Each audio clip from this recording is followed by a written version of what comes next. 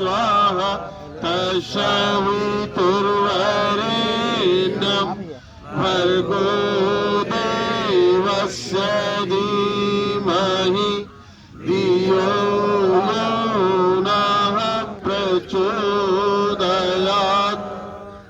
गायत्री परिवार के सहयोग आदरणीय शुक्ला जी, और औपचारिकता न करके सबको सादर नमन मंदिर चरण स्पर्श करते हुए अपनी बात को रखेंगे।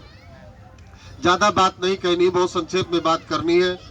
आदरणीय संदीप जी ने और यहाँ गायत्री परिवार शाखा गैसड़ी पचपड़वा ने मिल करके एक संयोजन बनाया।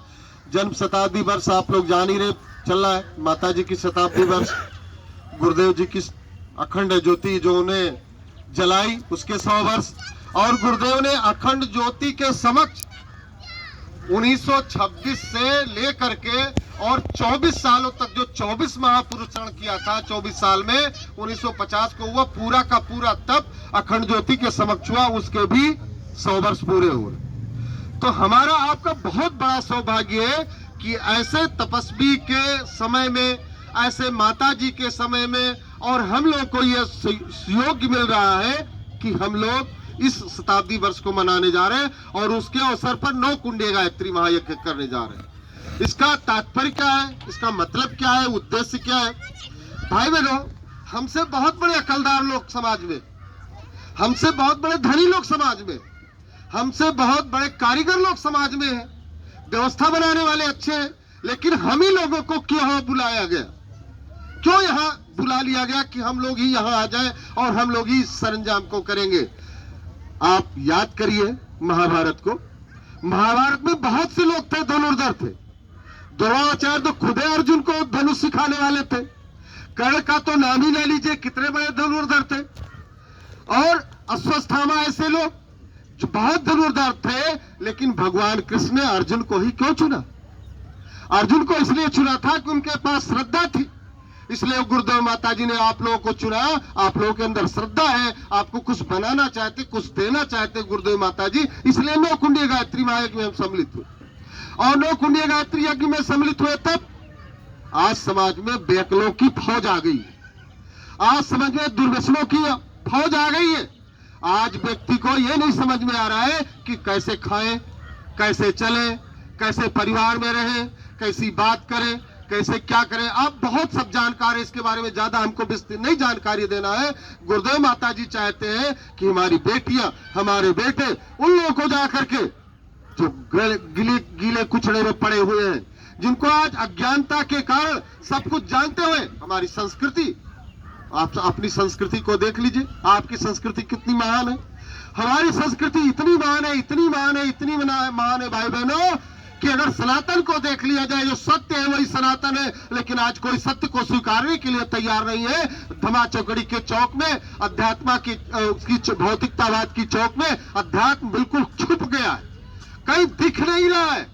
और जब दिख नहीं रहा है तो सूरज छिप गया है, उजाला लाने के लिए दीपक बनना पड़ेगा। दीपक बनने के लिए गुरुदेव कुछ नहीं चाहते, पैसा देने वाले बहुत लोग खड़े हुए हैं, पैसा सब कुछ दे सकता है भाई बहनों, लेकिन समय आज कोई नहीं दे सकता है। गुरुदेव माता जी चाहते हैं हम समय लगाएं।